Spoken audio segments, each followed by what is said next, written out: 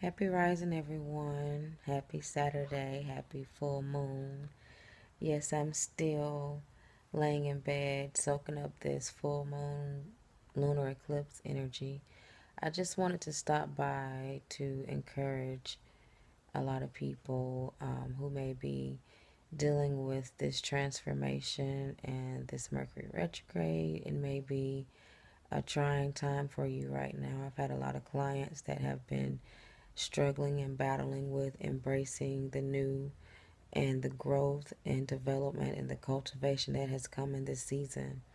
And I want you to know that growth takes courage, because you have to allow yourself to be real. And I don't even like to say real anymore because everybody's real. Keep it real 100. So my thing is, be genuine with yourself and others, and allow yourself to acknowledge where you are in your healing process, and be open to your growth and your self-healing process, knowing that everything that you need is already inside of you, knowing that you should give yourself a break and give yourself a pat on the back for just being able to step into a place of sacredness and saying, hey, I need to be able to deal with myself, and it is time. So just having the courage to be able to deal with yourself and move forward in that growth.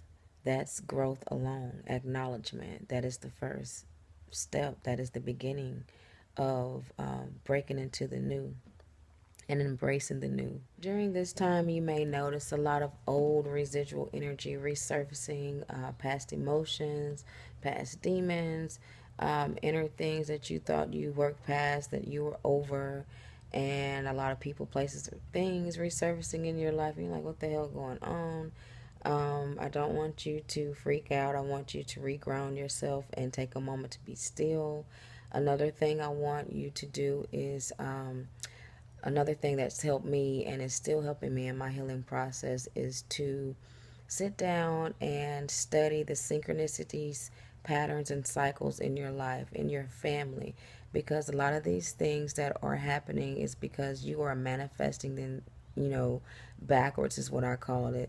One thing I share with my clients is that we all have the gift of manifestation. You don't have to be some super special person or super whatever. Everyone has the gift of manifestation. How you use your gift is what is going to bring about the change, or the desired change that you want in your life.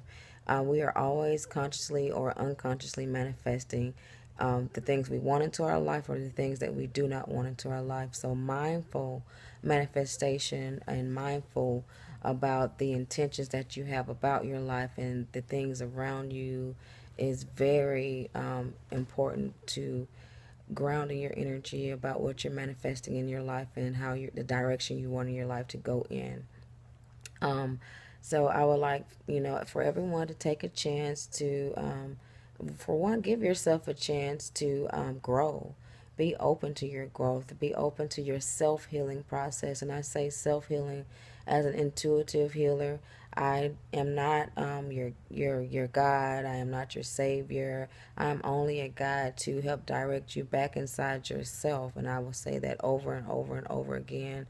In my intuitive spiritual coaching sessions, I constantly remind my clients that I am not anything, that you should worship or deem more sacred than yourself. You need to understand that if anything, I am a representation of, to remind you of your sacredness that you hold within your own self and your own power, to help you step inside yourself to be able to start and begin and embrace your own self-healing journey. Everything that I'm giving you as a tool is not even useful if you don't believe and start to tap into your own self-healing and your gifts and embracing your own power.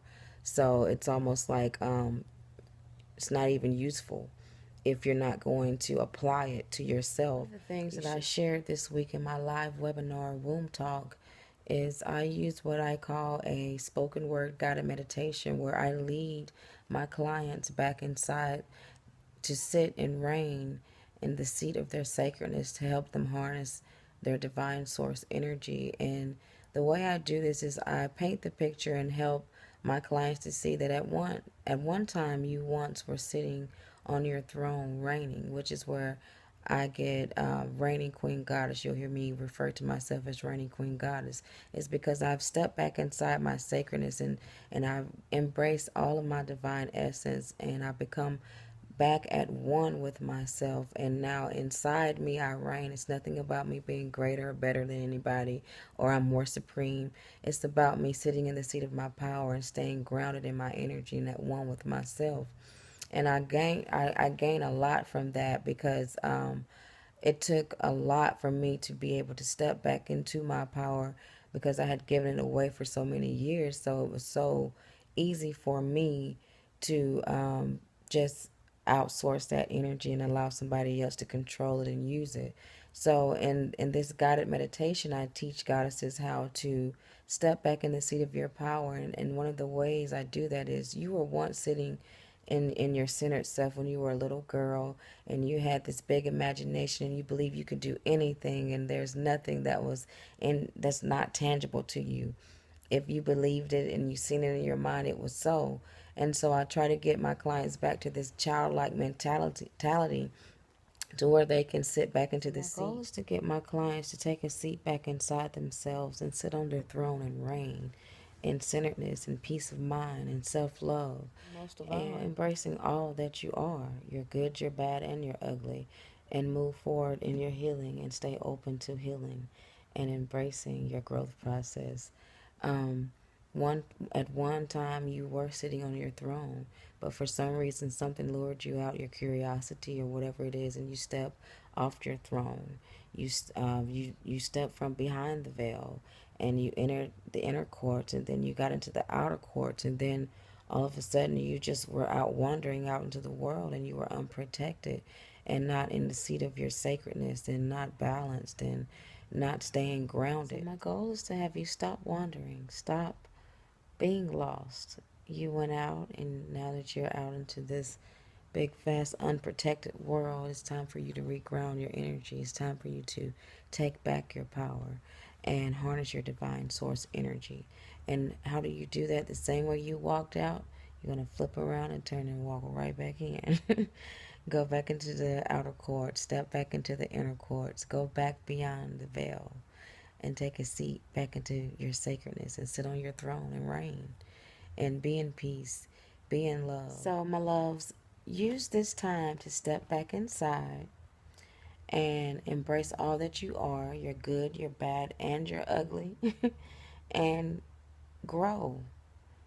Give yourself the grace to grow and just be all that you are and flow in all your divine. It's not an easy task. It takes dedication. It takes being persistent and consistency. So just know when you step into your temple and you sit back on your throne to reign, there's a lot of work to do. Embrace it because there's a beautiful harvest that will come from it if you just stick with it and don't give up on yourself.